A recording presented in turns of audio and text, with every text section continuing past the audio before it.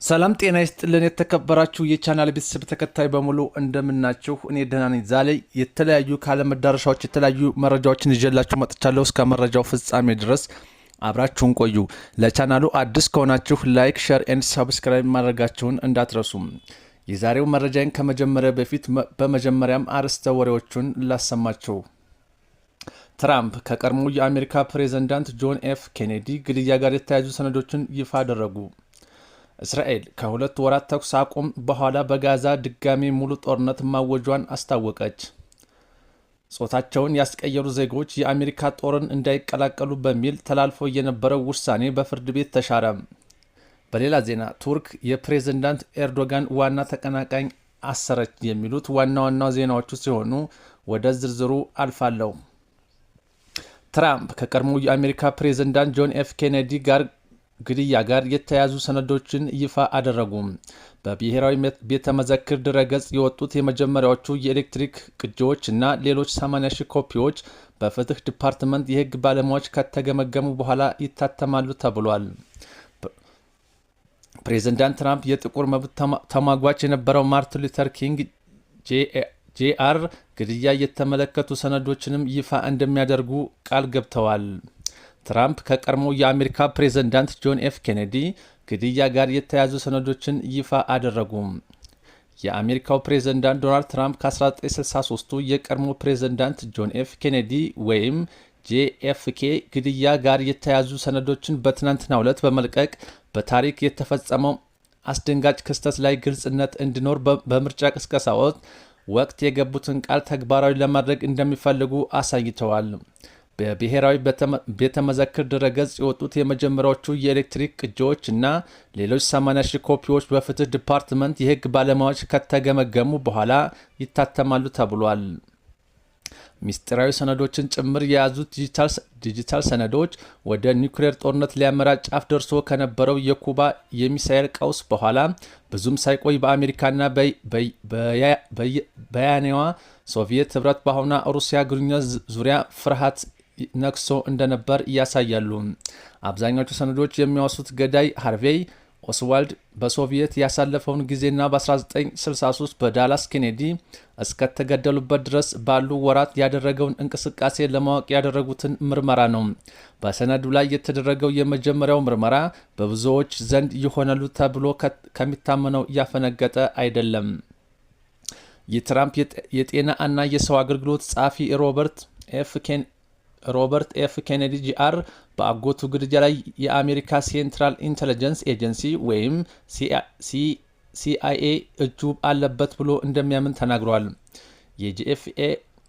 የጂኤፍኬ የልጅ ልጅ የሆነችው ጃክ ስቶልስበርግ በኤክስ ገጹ የትራምፕ አስተዳደር መረጃውን ሊለቅ መሆኑን ለማንኛውም የኬኔዲ ቤተሰብ አላወቀውም ብሏል።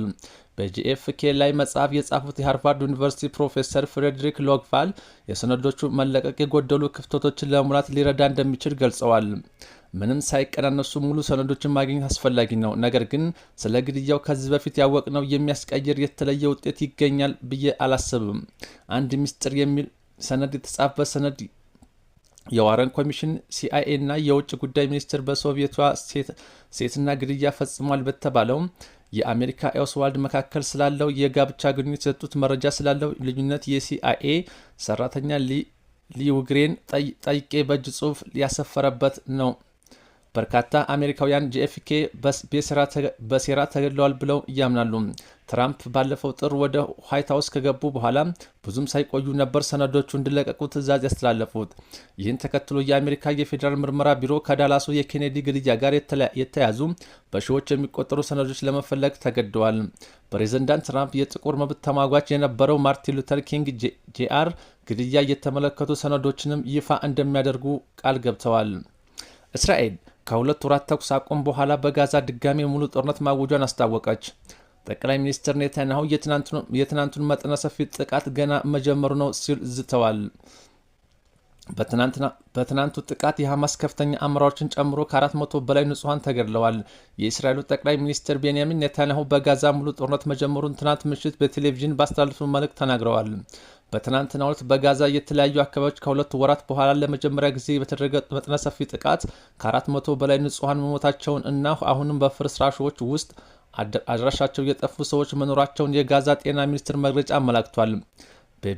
በቤት ለህያ ራፋህ፣ ኑስራይት እና አልማዋሲ ላይ የደረሰው የአየር ድብደባ የጋዛ ነዋሪዎች ከጥር ጀምሮ አግኝተውት የነበረውን አንጻራዊ ሰላም ያደፈረሰና ሆስፒታሎችን በድጋሚ በተጎጂዎች እንዲሞሉ ያደረገ ነው። ኔታንያሁ ከዚህ ጥቃት በኋላ በሰጡት መግለጫ ይህ ገና ጅማሬው ነው፣ በውጊያው ውስጥ ሆነን ድርድራችንን እንቀጥላለን ብለዋል። ጠቅላይ ሚኒስትሩ በንግግራቸው እስራኤል በሐማስ ስር የሚገኙ ታጋቾችን ለማስለቀቅ ለሐማስ ያቀረበችውን የስምምነት ሀሳቦች በሙሉ ተቀባይነት ባለማግኘታቸው ወደ ውጊያ መመለሳቸውን ገልጸዋል። ሁሉንም ታጋቾች ለማስመለስ ሐማስ ለእስራኤል ስጋት አለመሆኑን ለማረጋገጥ እና ለማጥፋት እንዲሁም ሁሉንም የጦርነት ግቦችን ለማሳካት እስራኤል ትግሏን ትቀጥላለች ብለዋል። ጠቅላይ ሚኒስትሩ ከጅምሩ በርካታ ፈተናዎች በስተውባት በነበረው ጊዜያዊ ተኩስ አቁም በሺዎች ለሚቆጠሩ ፍልስጤማውያን እስረኞች እና ለታጋቾች መለቀቅ ምክንያት መሆኑ ችሎ ነበር። የመጀመሪያው የተኩስ አቁም ምዕራፍ በመጋቢት ወር መጀመሪያ ላይ ካበቃ በኋላ ሁለቱ ወገኖች የተኩስ አቁም ስምምነቱን ወደፊት እንዴት ማስቀጠል እንደሚቻል አልተስማሙም። ይህን ተከትሎ የትናንትኑ ጥቃት በዘላቂነት ጦርነቱን ለማስቆም የሚደረገው ጥረት ተስፋ ያጨለመ መሆኑን ቢቢሲ ዘግቧል። በእስራኤልና ሐማስ መካከል በሚደረገው ድርድር ከሚሳተፉ አካላት መካከል አንዱ የሆኑት የግብጽ የውጭ ጉዳይ ሚኒስትር ቃል አቀባይ ታሚም ካሊፍ የአየር ጥቃቱ የተኩስ አቁም ስምምነቱን በግልጽ የጣሰ የወራት የድርድር ጥረትን ያከሰረ ነው ብለውታል። የአሜሪካ ብሔራዊ ደህንነት ምክር ቤት ቃል አቀባይ ብሪያን ሂውዝ በበኩላቸው ሐማስ የተኩስ አቁም ስምምነቱን ለማራዘም ታጋቾችን ሊፈታ ይችል ነበር፣ ይልቁንም እምቢተኝነትን እና ጦርነትን መርጧል ብለዋል። እስራኤል በመጀመሪያው ዙር ስምምነት መሰረት ወታደሮቿን ከጋዛ በምታስወጣበት ሂደት እና በዘላቂ ጦርነት ማቆም ዙሪያ ከሐማስ ጋር በአሁኑ ወቅት እንደምትደራደር ስትጠበቅ ሙሉ ጦርነት አውጇል። ይህም ከ15 ወራት በላይ የዘለቀውን የፍልስጤማውያን ሰቆቃ ዳግም እንደሚያስደምር፣ በአካባቢው ያለውን የሰብአዊ ሁኔታ ይበልጥ አስከፊ እንደሚያደርገው እየተዘገበ ነው። ጾታቸውን ያስቀየሩ ዜጎች የአሜሪካ ጦርን እንዳይቀላቀሉ በሚል ተላልፎ የነበረው ውሳኔ በፍርድ ቤት ተሻረ። ፕሬዝዳንት ትራምፕ ጾታቸውን ያስቀየሩ ዜጎች የሀገሪቱን ጦር እንዳይቀላቀሉ የሚከላከል ውሳኔ ማሳለፋቸው ይታወሳል። ፍርድ ቤቱ የፕሬዝዳንቱን ውሳኔ በጊዜያዊነት ማገዱ ተገልጿል። ጾታቸውን ያስቀየሩ ዜጎች የአሜሪካ ጦር እንዳይቀላቀሉ በሚል ተላልፎ የነበረው ውሳኔ በፍርድ ቤት ተሻረ። የዓለማችን ልዕለ ሀያል ሀገር የሆነችው አሜሪካ ጠንካራ ፍትህ ስርዓት ካላቸው ሀገራት መካከል አንዷ ስትሆን የፕሬዝዳንት ዶናልድ ትራምፕ ውሳኔዎች በፍርድ ቤት እየተሻሩ ይገኛሉ። ፕሬዝዳንት ትራምፕ ስልጣን በያዙ በሳምንቱ ነበር በተፈጥሮ ያገኙትን ጾታ ያስቀየሩ ዜጎችን የአሜሪካ ጦር እንዳይቀላቀሉ ትዕዛዝ ያስተላለፉት። ይህን ውሳኔ ተከትሎም 20 ጾታቸውን ያስቀየሩ አሜሪካዊ ዜጎች ጉዳዩን ወደ ፍርድ ቤት የወሰዱት ሲሆን በትናንትናው ዕለትም የፕሬዝዳንት ትራምፕ ውሳኔ የሀገሪቱን ህገ መንግስት የሚጥስ ነው በሚል በፍርድ ቤት ተሽሯል። የአሜሪካ ህገ መንግስት ዜጎች ጾታቸውን መሰረት ባደረገ መልኩ መገለል እና ሌሎች ተጽዕኖዎች ሊደርስባቸው እንደማይገባ ይደነግጋል ተብሏል። የአሜሪካ ጦር በበኩሉ በየካቲት ወር ጀምሮ ጾታቸውን ያስቀየሩ ዜጎች የአገሪቱን ጦር አባል ሆነው ማገልገል እንደማይችሉ አሳውቆም ነበር። በቅርቡም ጾታቸውን ያስቀየሩ እና የአሜሪካ ጦር አባል የሆኑ ወታደሮችን ማባረር ይጀምራል ተብሎ የነበረ ቢሆንም ውሳኔው በፍርድ ቤት መሻሩን ሮይተርስ ዘግቧል።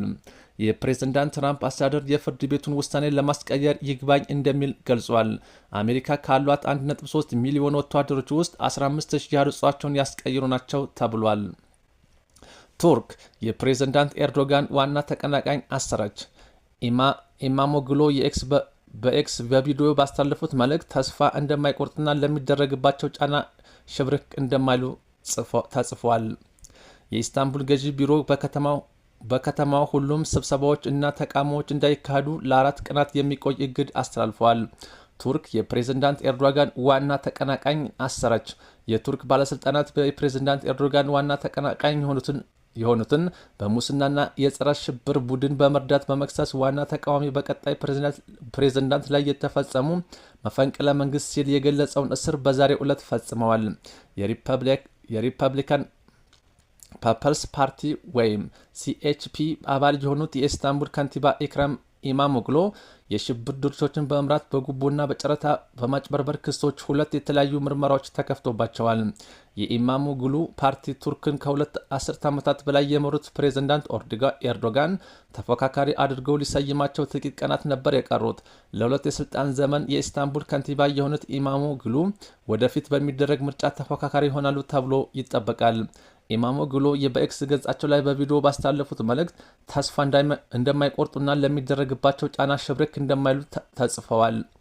የኢስታንቡል የአቃቢ ሕግ ቢሮ የመጀመሪያ ምርመራውን አስመልክቶ ባወጣው መግለጫ ጋዜጠኞችና ነጋዴዎችን ጨምሮ 100 ሰዎች ማዘጋጃ ቤት ከሰጠው ጨረታ ጋር በተያያዘ የወንጀል ተግባር ተሳትፈዋል በሚል ጥርጣሬ እንዳለው ጠቅሰዋል። ቢሮው በሁለተኛ ምርመራ ኢማሞግሉ በቱርክና በምዕራባውያን አጋሮቿ በሽብር የተፈረጀውን የኩርድ ሰራተኞች ፓርቲ ወይም ፒኬኬ ይረዳሉ የሚል ክስ አቅርቦባቸዋል። ከንቲባው የታሰሩት የኢስታንቡል ዩኒቨርሲቲ ዲግሪያቸውን ውድቅ ካደረገ ከ1 ቀን በኋላ ነው። ዩኒቨርሲቲ ውሳኔው የሚያጸናው ከሆነ በፕሬዝዳንታዊ ምርጫ እንዳይወዳደሩ ያደርጋቸዋል። የኢስታንቡል ገዢ ቢሮ በከተማዋ ሁሉም ስብሰባዎች እና ተቃውሞዎች እንዳይካሄዱ ለ4 ቀናት የሚቆይ እግድ አስተላልፈዋል። ለዛሬ ይዤላችሁ የመጣሁት መረጃ ይህን ይመስላል። በሌላ ቪዲዮ ወይም መረጃ እስከምንገናኝ ድረስ ሰላም ባላችሁበት ለእናንተ ይሁን።